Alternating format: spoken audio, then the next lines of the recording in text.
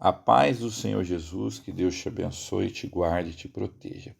Irmãos, eu gostaria de iniciar com você a leitura do livro de Daniel, esse livro que é conhecido como o Apocalipse do Antigo Testamento. É um livro muito interessante. Os irmãos sabem que Jesus, no seu sermão profético, citou Daniel, né? Ele falou das profecias de Daniel. Então, Daniel foi um homem muito usado por Deus. Ele foi levado cativo para a Babilônia no ano 605 a.C. Apesar de Daniel ser um homem fiel a Deus, ele sofreu o pecado do seu povo.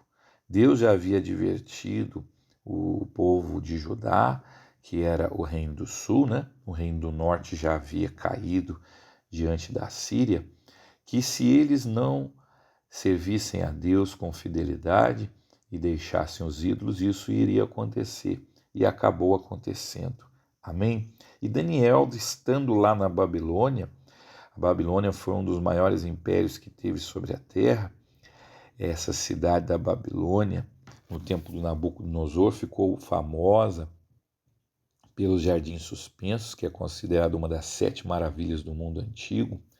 Ficou famosa também por suas muralhas, pela porta de entrada que era dedicada à deusa Estar, que era a deusa da guerra, da fertilidade. E também, além de ser um lugar, né, a Babilônia, ela também é usada na Bíblia como símbolo de moralidade, como símbolo de rebelião a Deus.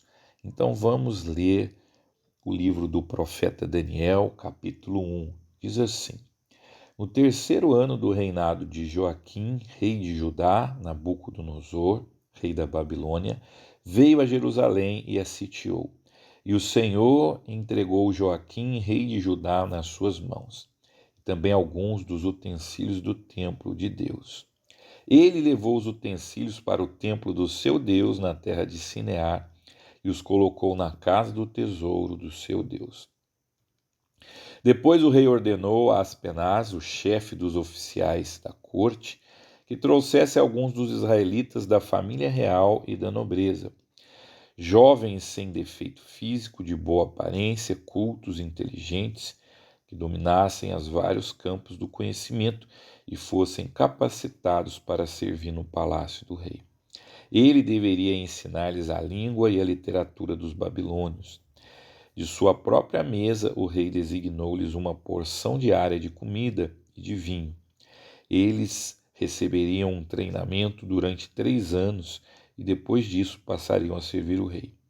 Entre esses estavam alguns que vieram de Judá: Daniel, Ananias, Misael e Azarias.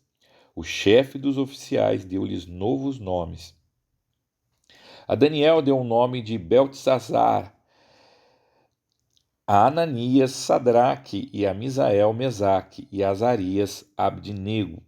Daniel, contudo, decidiu não se tornar impuro com a comida e com o vinho do rei, e pediu ao chefe dos oficiais permissão para se abster deles.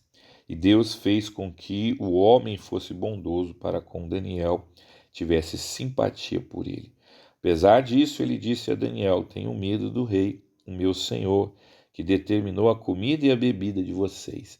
E se eles os achar menos saudáveis que os outros jovens da mesma idade, o rei poderia pedir a minha cabeça por causa de vocês.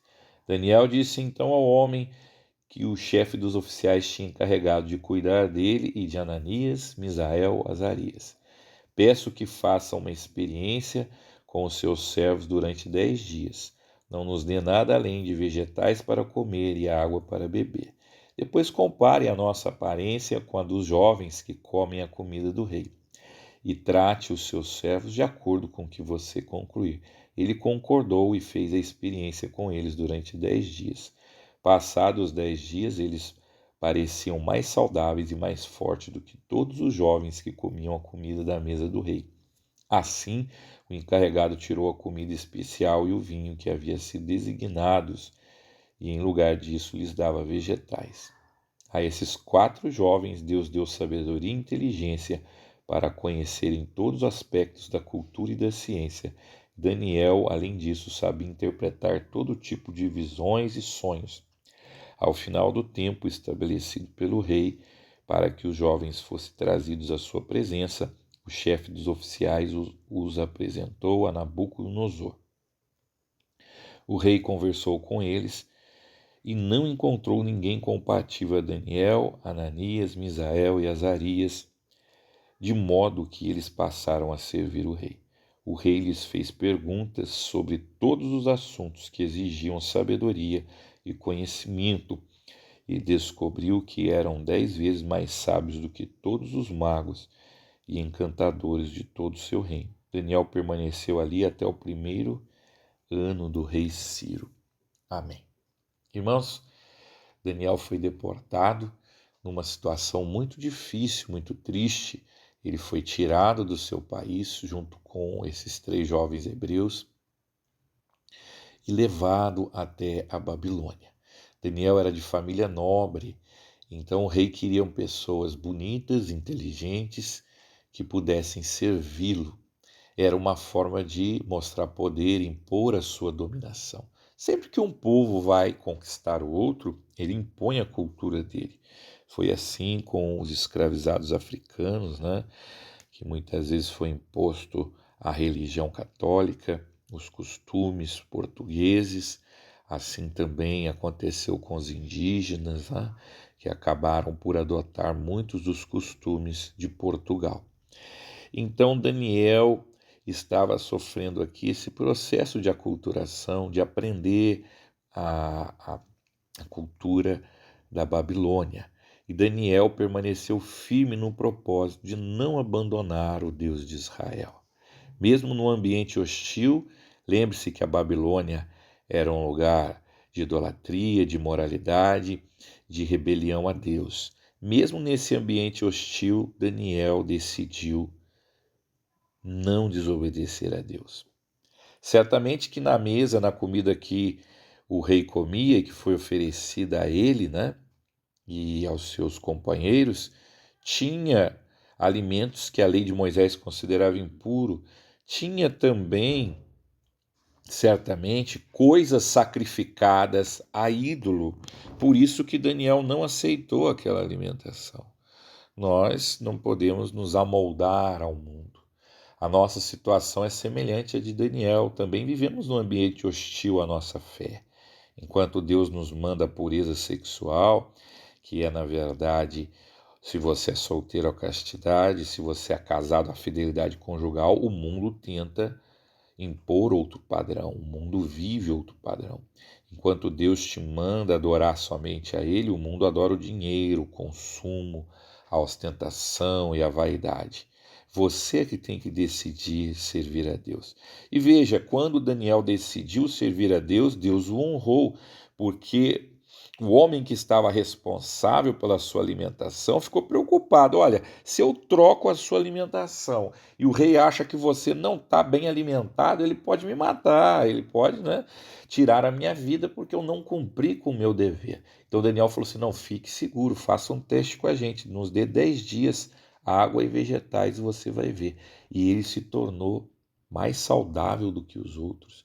Deus deu sabedoria a eles, e eles eram pessoas sábias, entendidas na ciência, na sabedoria. E a Bíblia fala que Daniel ainda tinha um talento a mais que Deus lhe deu. Ele interpretava sonhos e visões. O nosso Deus é um Deus de toda revelação. Deus sabe o que vai acontecer. É impressionante a fidelidade histórica daquilo que Daniel profetizou. Deus revelou a Daniel todos os reinos que viriam sobre a terra. Deus revelou a ele o Império Medo-Persa, Deus revelou a ele o Império Grego, Deus revelou a ele o Império Romano e revelou um reino que ainda vai se levantar, que é o reino do Anticristo. Amém? Então, meu querido irmão, a nossa situação é semelhante à de Daniel. Vivemos num mundo hostil à nossa fé, mas tome a decisão de ser fiel a Deus, tome a decisão de servir a Deus. Seus amigos ímpios, eles não têm compromisso com Deus, você tem. Eles vão marcar as coisas na hora da ceia, eles não têm compromisso de estar na casa do Senhor, você tem. Você vai se deixar moldar pelo mundo ou você vai continuar sendo um cidadão do reino dos céus? Quem que vai habitar com Deus? O salmista diz: aquele que tem a mão, aquele que não difama o seu próximo, aquele que tem a mão pura, aquele que jura com dano próprio e não volta atrás. Eu quero deixar para você uma palavra que está lá na carta de Paulo aos Romanos, capítulo 12. Carta de Paulo aos Romanos, capítulo 12. Abra sua Bíblia comigo, nós vamos terminar com essa palavra. Carta de Paulo aos Romanos, capítulo 12. Diz assim: portanto, irmãos, rogo pelas misericórdias de Deus que se ofereçam em sacrifício vivo, santo e agradável a Deus. Este é o culto racional de vocês. Não se amoldem ao padrão deste mundo, mas transforme-se pela renovação da sua mente, para que sejam capazes de experimentar e comprovar a boa, agradável e perfeita vontade de Deus. Não vamos tomar a forma do mundo. Vamos fazer como o Senhor deseja, e o Senhor certamente vai te honrar. Amém, irmãos? Vamos orar. Senhor Deus, te agradecemos pela vida de Daniel, que nós possamos imitar, Pai, o seu propósito de servir a Ti, mesmo num ambiente hostil à sua fé. Que nós possamos, Pai, testemunhar a Ti, mesmo nessa sociedade que vive contrário à sua vontade, que eu te peço, Pai, em nome de Jesus. Um abraço, até o nosso próximo encontro. Nós vamos ler Daniel, capítulo 2.